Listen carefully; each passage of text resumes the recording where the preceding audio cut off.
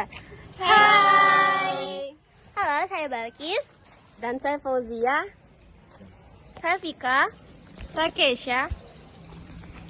Saya Bintang. Saya Adan. Saya Ismil. Dan Sarul. Dan kita dari kelompok 1. Kami akan membacakan latar belakang pertempuran Medan Area yang diawali dengan Ismil. Jadi pertempuran Medan Area itu merupakan salah satu perlawanan rakyat Indonesia terhadap pasukan sekutu dan Belanda yang terjadi pada tahun 1945 sampai 1447. Dan latar belakangnya itu yang pertama, proklamasi kemerdekaan Indonesia. Setelah Jepang menyerah kepada sekutu pada akhir Perang Dunia II, Indonesia memproklamasikan kemerdekaannya. Namun Belanda ingin kembali menjajah Indonesia dengan bantuan sekutu dan datang ke Indonesia untuk melucuti tentara Jepang dan memulangkan tawanan perang. Yang kedua, kedatangan sekutu dan Nica di Medan.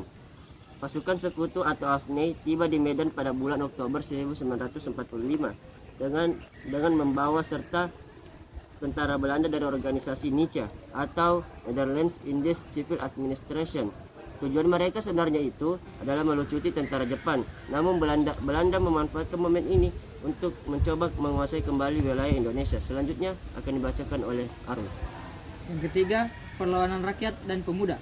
Kehadiran Nica memicu kemarahan rakyat, terutama pemuda dan laskar-laskar rakyat yang telah bersenjata pasca pendudukan Jepang. Mereka menolak kehadiran kembali penjajah dan siap mempertahankan kemerdekaan. Yang keempat, tercetusnya pertempuran. Ketegangan meningkat dan bentrokan mulai terjadi antara pihak Indonesia dan pasukan sekutu dan Belanda. Pertempuran besar dimulai ketika sekutu mulai menguasai instalasi vital, mempersenjatai kembali tawanan Belanda, dan memaksa rakyat menyerahkan senjata mereka. Aksi ini memicu perlawanan yang lebih luas dari rakyat Medan dan sekitarnya. Kelima, pembentukan komando pertempuran. Tokoh-tokoh militer dan rakyat setempat membentuk komando perjuangan seperti Komando Resimen Laskar Rakyat Medan Area yang dipimpin oleh Kolonel Bejo dan pemimpin-pemimpin lokal lainnya. Saya akan membacakan kapan pertempuran Medan Area. Pertempuran Medan Area dimulai pada 13 Oktober 1945 dan berlangsung hingga sekitar awal tahun 1947. Rangkaian waktu penting 13 Oktober 1945.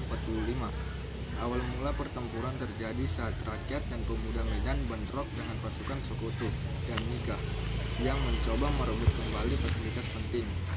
Pada bulan November 1945, pertempuran semakin meluas setelah sekutu mengeluarkan ultimatum agar rakyat menyerahkan senjata, namun ditolak. Pada tahun 1946 hingga 1947 pertempuran berlanjut membentuk gerilya di sekitar wilayah Medan dan Sumatera Timur setelah sekutu dan Nica memperkuatkan posisi di kota. Selanjutnya kami akan membaca nama dari tokoh-tokoh dari pertempuran Medan Area. Nah, tokoh dari pihak Indonesia, Kolonel Bejo, salah satu pemimpin militer Indonesia di Sumatera Timur, berperan dalam mengorganisir kekuatan. Nah, bersenjata rakyat dan TKR, Tentara Keamanan Rakyat. Ahmad Tahir, pemimpin pemuda pejuang yang turut serta dalam membentuk Barisan Pertahanan Rakyat. Dr. Ferdinand Lumbantobing, Presiden Sumatera Timur yang mendukung perlawanan terhadap sekutu dan Nica secara politik dan administratif. Mayor Luas Siregar, Komandan TKR yang aktif dalam mengatur strategi dan pertahanan di wilayah Medan. Banyak pemimpin lokal dari organisasi pemuda dan laskar seperti Pemuda Republik Indonesia, PRI, dan Barisan Pemuda Indonesia yang mengambil peran penting dalam perlawanan tokoh dari pihak sekutu dan Belanda. NICA, Brigadir Jenderal C. Eddie Kelly.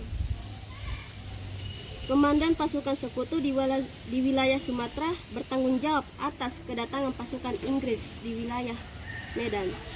Van der Plas, tokoh penting dari NICA, pemerintahan sipil Belanda yang berusaha membentuk kembali pemerintahan kolonial Belanda di Medan. Dan yang terakhir adalah dampak dari pertempuran Medan Area itu sendiri. Yang pertama adalah dampak politik, yaitu meningkatkan semangat nasionalisme.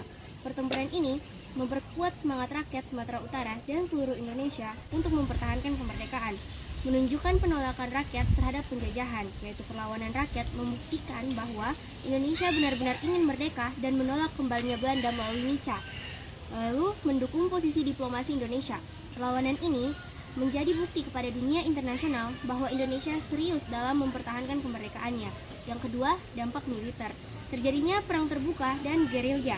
Pertempuran awal berkembang menjadi perang gerilya karena kekuatan militer Indonesia belum seimbang dengan sekutu Belanda. Pembentukan dan penguatan TKR, Tentara Keamanan Rakyat, yaitu cikal bakal dari TNI sendiri, semakin solid dan terorganisir dalam menghadapi pasukan asing. Kemudian ketiga, dampak sosial, pengungsian dan penderitaan rakyat. Banyak warga sipil yang harus mengungsi karena wilayah pertempuran meluas, kehilangan nyawa dan luka-luka. Ribuan pejuang dan warga sipil menjadi korban akibat pertempuran yang berkepanjangan. 4. Dampak ekonomi, kerusakan fasilitas dan infrastruktur. Banyak fasilitas umum, jalan, dan bangunan rusak akibat pertempuran. Terganggunya kegiatan ekonomi, perdagangan, pertanian, dan industri lokal lumpuh karena kondisi tidak aman. Baiklah, itulah penjelasan dari kami mengenai pertempuran Medan Area. Sekian dari kami. Wassalamualaikum warahmatullahi wabarakatuh dan terima kasih.